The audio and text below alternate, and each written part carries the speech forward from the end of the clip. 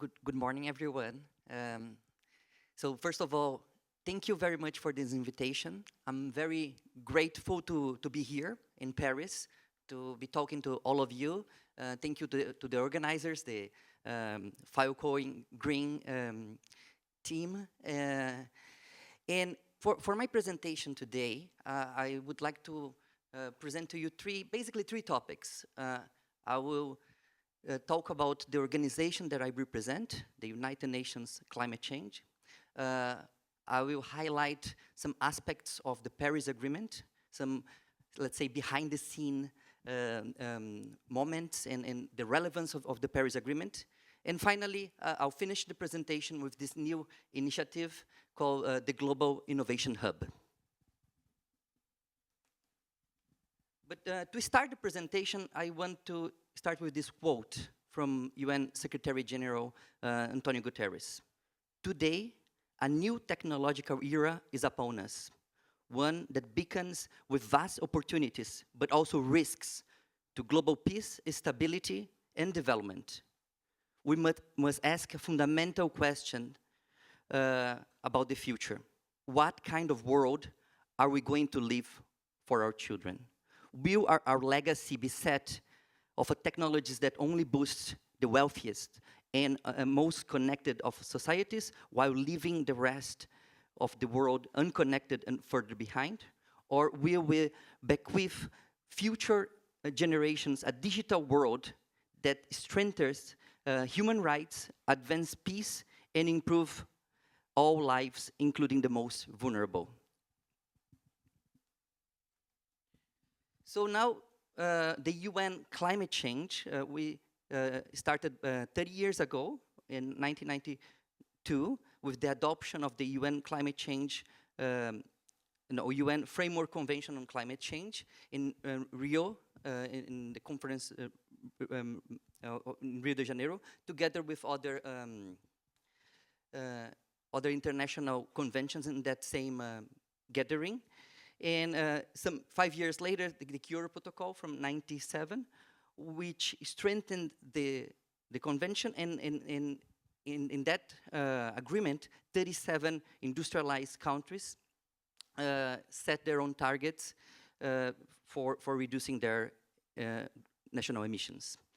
So the ultimate goal of the convention is to stabilize greenhouse gas concentrations in the atmosphere at a level that will prevent dangerous human interface in the climate system. So this ultimate goal was established in '92, and one can easily argue that this dangerous level might have been already reached today. So at the Secretariat, we are the UN agency whose mission is to support collaborative action by states and non-state actors to combat climate change and its impacts on humanity and ecosystems.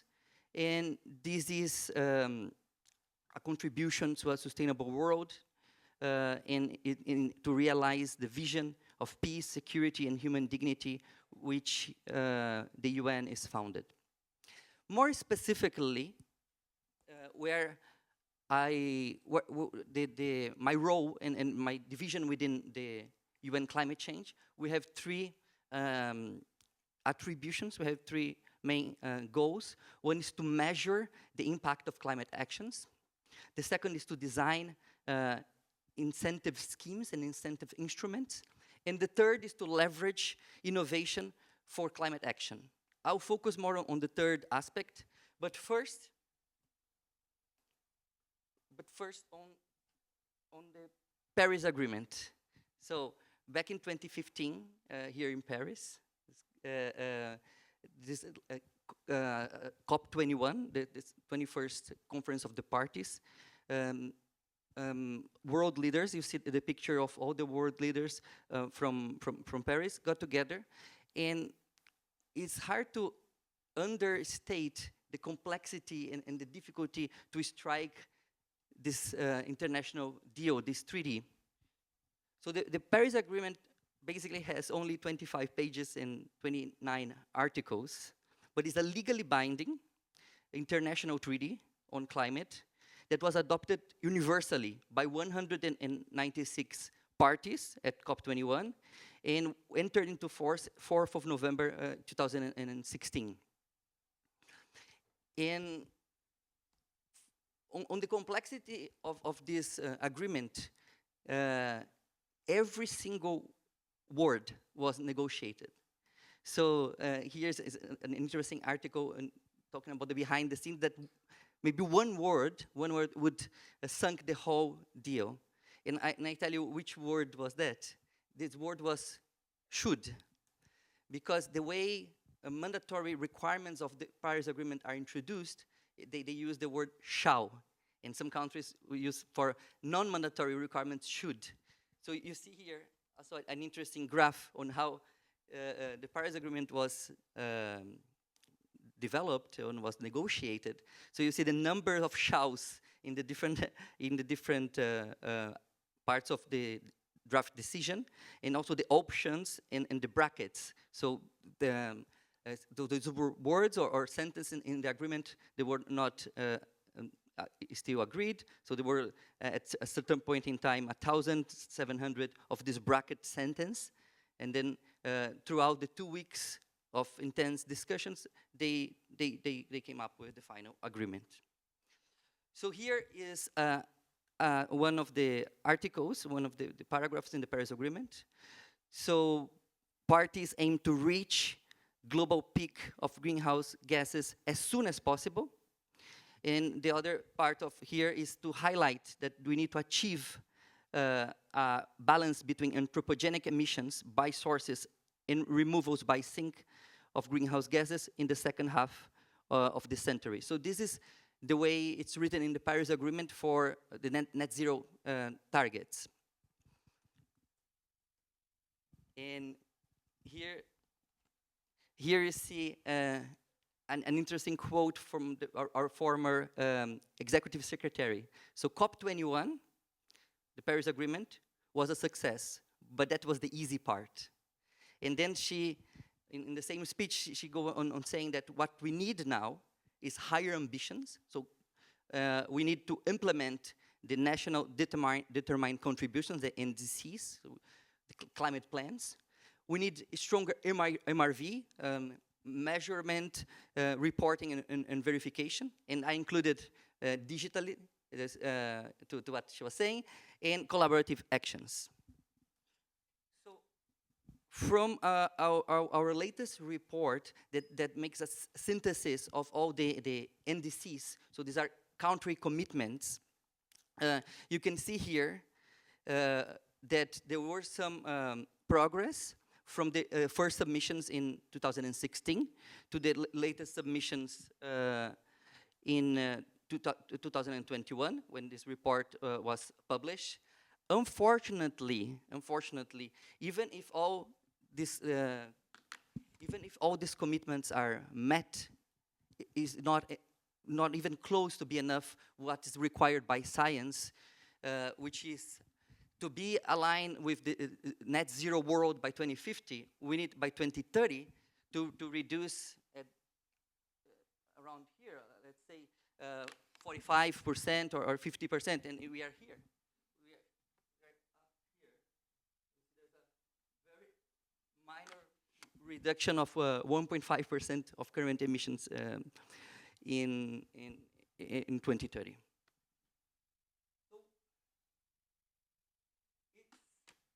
It's clear that we need radical innovation, transformation, and that's in the words of Article 10 of the Paris Agreement, it highlights that accelerating, encouraging, and enabling innovation is critical for an effective, long-term global response to climate change and promoting economic growth and sustainable development. So in that sense, we've been trying to leverage innovation to many different means. So I'll highlight some of the partnerships we have and some of the things that we've been tracking. For example, Duconomy is a very interesting impact tech company. They have a a credit card for their clients. And just with a simple hack, in this credit card, instead of having a limit with the amount of money you have in your bank, your limit is set by your carbon budget. So each time you purchase something, they have an associated emissions with that order. And then when you reach your limit in carbon, the card would not work anymore for you, and you say you reach your carbon budget, and this will reduce in the coming years. They have also this lifestyle calculator, so one can estimate an individual emissions.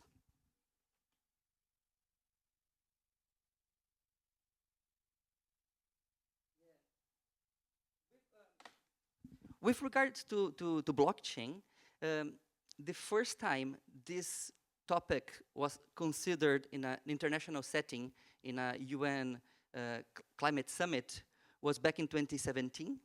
And this was also an interesting opportunity to connect international negotiators, policymakers, country representatives with the concepts of blockchain and how this could support in operationalizing their climate goals.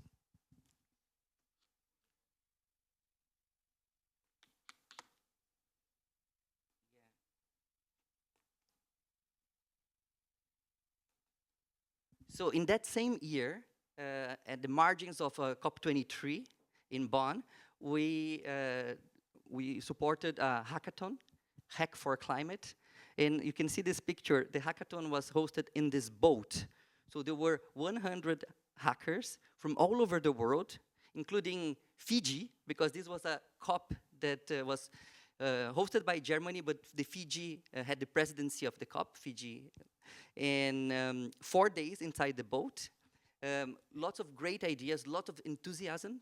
And I'm very happy to say that the winning team of this hackathon is here today, and is highlighting his project in the afternoon. It's called Gain Forest. So it's nice to see the developments and how one idea that was started in this boat is now being implemented. They have pilots in Paraguay and in Brazil, and doing some great work. So this is another partnership that we have with Air Carbon Exchange. So this is a trading platform, and is the second one that we are partnering with. The difference here is that this platform, the underlying technology is blockchain. I think they use the Polygon network, and they trade several different assets, including CDM and carbon offsets via the clean development mechanism. So I took this graph from a recent study by the Climate Ledger Initiative, and they did a survey, and they asked which sectors have a significant potential for blockchain or distributed ledger technology applications to support climate action. And the first one is in supply chain, I think was mentioned by previous speakers, renewable energy and clean energies, land use, number 3, agriculture and food, waste management, transport, and waste. So these are all different sectors that have potential to be applying and to digitalize to use blockchain for improving their climate actions. In the same report, they present some real case studies, some projects that are operational, including a climate risk issuance fund in Kenya. This open hub, also in Kenya, uses also sensors for improved cook stoves. So this helps a lot in direct measurement and connecting cook stoves with funding. So there's another one in India, also with cook stoves. Let me see. I think there's 2.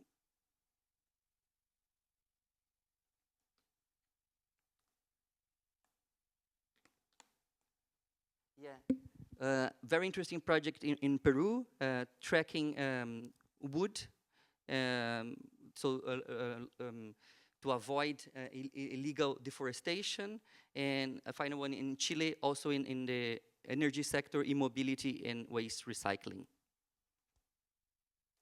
The same report also, part of the survey, asked the question, what are the main obstacles for the dissemination of blockchain DLT applications that support climate action? And the first one is the absence of a defined legal and regulatory framework. I think there's a way that regulatory frameworks can work, can be developed alongside future technologies such as blockchain and emerging technologies. So the other issue was the knowledge, lack of knowledge to use the technology, advance in interoperability and open data challenges, energy consumption. So this is another topic that is going to be discussed a lot in these 2 days.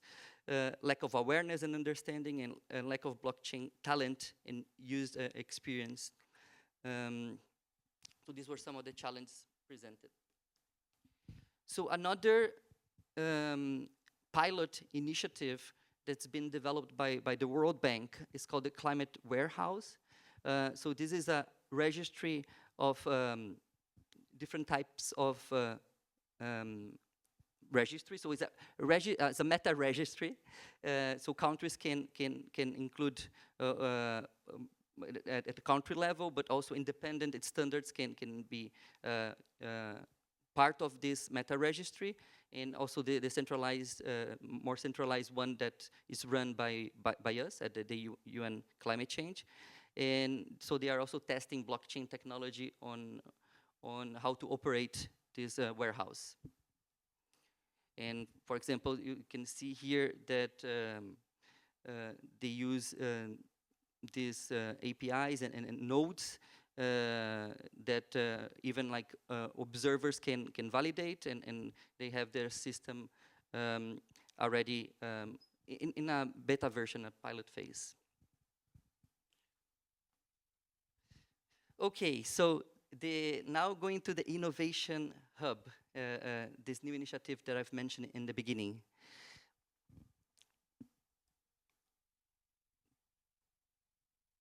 The rationale behind the Innovation Hub is that we see that there's a vicious cycle between the low ambition based on what is perceived as possible. And there's a limited climate and sustainability innovation. So one circle, the low ambition, and the limited climate and sustainability innovations are both the cause and the consequence for each other. So this is why it's a vicious cycle. Entities, countries, cities, companies will not be more ambitious because they only would focus on what is perceived as possible, not what is needed. And from the other hand, the innovators would not see this demand to innovate. So what this initiative is trying to create is a clear demand sign.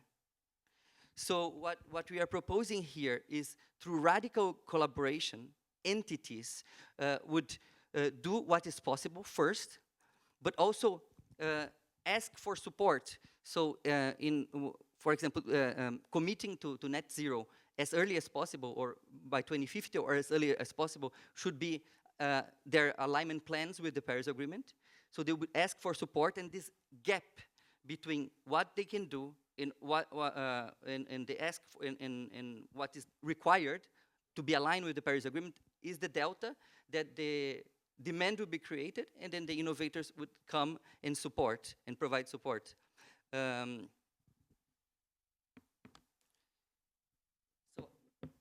here is an interesting quote as well, and also there's a story that we were told by one of our delegates in one of the conferences that we highlight here, is that a person lost his keys in the dark. And then he goes over to the post where is the light and start looking for the key. And then the other one asks, why are you looking for a key there? You lost your key in the dark. Said, but here is where is the light. So basically, successful problem solving requires finding the right solution to the right problem. So we fail often because we solve the wrong problem. So we spend a lot of energy in that, then because we get the wrong solution to the right problem.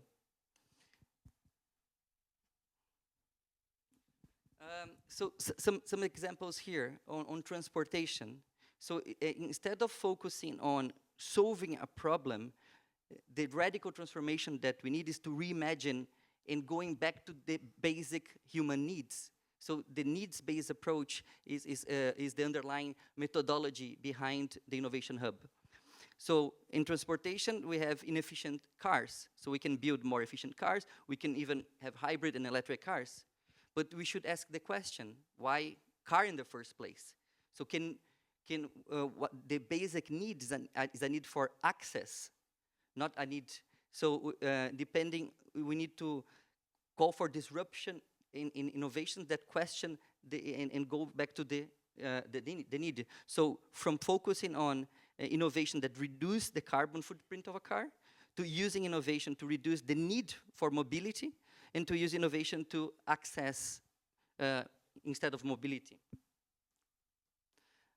Another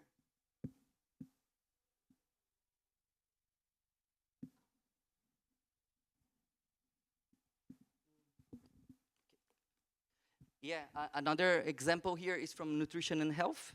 So cattle and beef has a massive impact in terms of emissions. So we can try to limit their emissions in cattle farming. But again, let's ask the question, let's rethink food systems. What about why cows? So can we think about getting our proteins from a different source? Or fortification is another interesting solution that can help a lot. So from using innovation to reduce carbon footprint of beef consumption, to using innovation to promote alternative and healthier ways, more sustainable diets.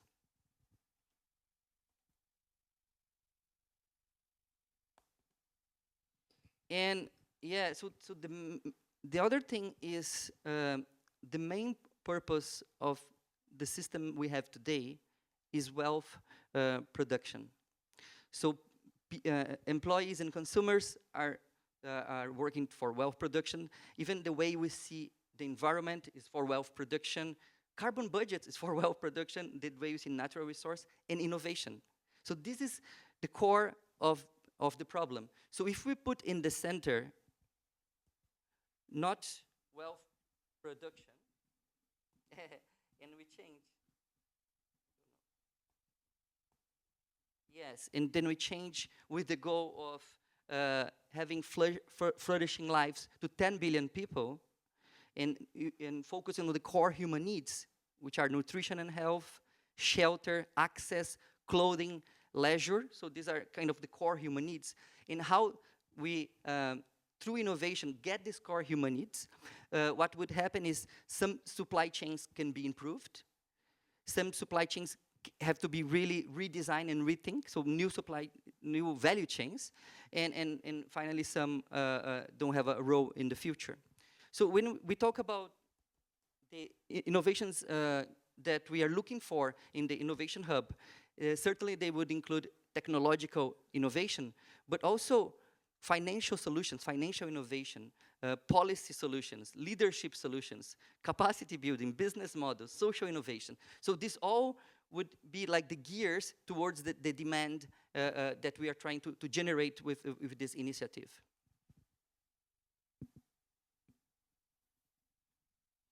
So so overall is to break that vicious cycle that I've mentioned and to create a new virtual cycle where climate contribution of an enabler would be accounted for. We also working on a green bond framework, digital platforms for the need formulation and matchmaking. I'll talk a little bit more about this digital platform. In a database for NDCs and LDCs driven demand for climate and sustainability solutions. So basically the hub has three aspects for implementation of the hub. So there's the virtual hub, the platform that I'm going to describe now. The physical hub, which is a space that will be hosted at the University Pavilion in every COP, moving ahead. And we also have high-level working groups to better define with leading experts on the different human needs. And the first working group that we have launched is the working group on nutrition and health. So on the virtual platform, so we start first with the need of a backcasting scenario. So we're starting with the 2050 net zero goal. Then that gap that I discussed before is the demand for climate and sustainable sustainability solutions. Then the idea is to automate the specification of a demand. So through a specific questionnaire, the demand will be very clear to potential innovators and providers in terms of technology, policy, business models, and finance. Then there's a deep search engine. So the solutions providers they can be spread anywhere in the world. There'll be a curation system. Then if the solution is not found through this deep search, there'll be a broadcast of missing solutions and organization of challenges. Could be even via a hackathon or other means. And then a digital twin forecast for exploratory scenarios. So this is to see if there are unexpected consequences of implementing that proposal or that proposed solution. So here is one example that we are working together with the European Green Digital Coalition, and basically is try to attribute the emissions of an enabler. In this case, is the technology provider, but we want to go beyond that that scope and try to attribute climate contributions of policymakers, of financiers, of consumers. Yeah, so here just some numbers on the physical hub. The first one was held at last COP.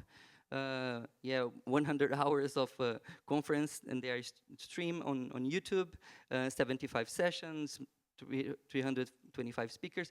I think was quite successful to bring the attention to launch this vision, but the idea now is go beyond the vision. So we plan to launch at least a beta version or at least a pilot version of that platform and next COP and invite everyone to join. So to close, and feel I'm a bit over time, just to close with this second quote here, that narratives are storylines that define us. They reflect our values and articulate within and across social, cultural networks. They unite us, they give us purpose. So with this initiative, we are trying to change the narrative, changing the debate. And the power today to change the narratives at scale is unparalleled in human history. And one example is Fridays for Future, that expand from one single person to millions in a global movement. And I think this is just one example, and now I see from, for example, major companies, CEOs are being questioned by their kids. What are they doing to be part of the transition? And to finish up, is a quote just from this week, again from Secretary General. We have a choice: collective action or collective suicide. So quite powerful words to finish my talk. But before I finish, I want to just share with you a 1-minute video. So if you can please put a 1-minute video talking about, again, the Innovation Hub and the vision that we have. We know it from the science and from the evidence of our own eyes. The world is running out of time on climate change. So why are solutions so elusive? Maybe we ask the wrong questions. For example, Instead of asking how to reduce emissions from cars, why don't we ask where people need to go and what they need to get, and then find low-carbon solutions? Instead of just asking how to make offices energy efficient, why don't we ask what kind of space modern work requires? We should focus on what's needed, not what's currently possible. We need innovative mindsets, and we need everyone, policymakers, tech leaders, finance experts, builders, thinkers, doers, everyone around the table. The United Nations Climate Change. And with that, I think that's an applause-worthy line, so thank you.